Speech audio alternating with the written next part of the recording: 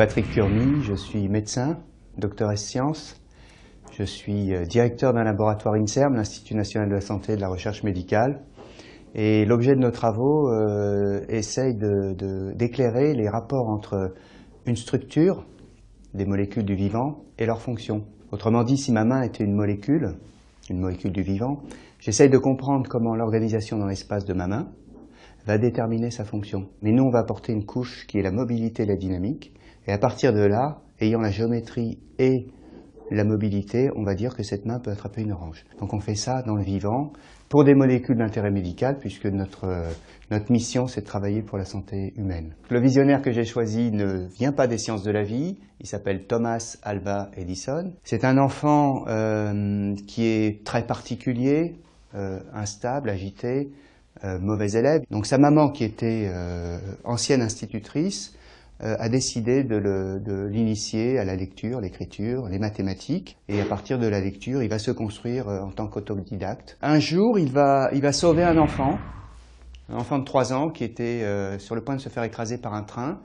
Et à ce moment-là, en signe de reconnaissance, donc il a un peu plus de 12-13 ans, il va être formé aux techniques de la télégraphie par le papa de cet enfant. Et à ce moment-là, Thomas Edison, à travers l'usage du télégraphe, va très rapidement proposer des systèmes pour en améliorer le fonctionnement. Et un jour, en étudiant la télégraphie haute vitesse, il se rend compte que dans la vibration du matériel, il y a quelque chose qui ressemble au son qui est transmis par le signal électrique. Et il va créer comme ça un objet qui est un enregistreur de son, le phonographe. Donc c'est en 1877, donc Thomas Edison a un peu plus de 20 ans. Et un jour, au cours d'une partie de pêche, il jette sa canne, il la fait brûler, canne à pêche en bambou.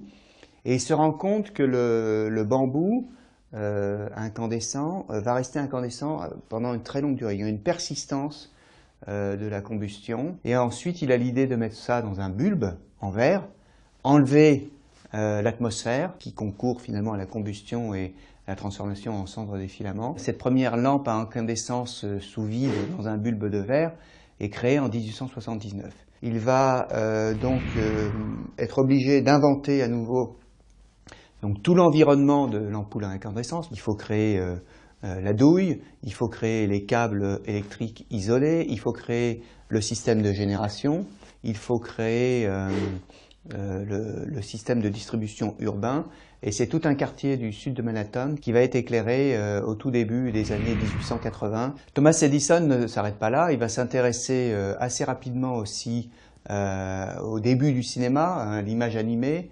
Il va inventer un système pour enregistrer l'image animée qui va nommer le kinétographe dans un premier temps. Et puis, ça suffit pas, il a la vision que finalement ces images enregistrées doivent être projetées. Et donc il va inventer le pendant du kinétographe qui est le kinétoscope. Donc le son, la lumière et l'image, c'est vraiment un triptyque gagnant.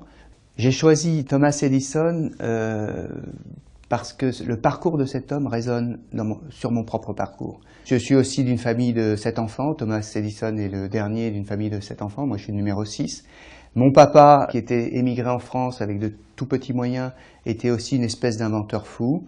J'ai fait moi-même des expériences, j'ai fait exploser la main de mon frère, j'ai fait brûler ma chambre, j'ai été très mauvais élève au secondaire, presque renvoyé de l'école.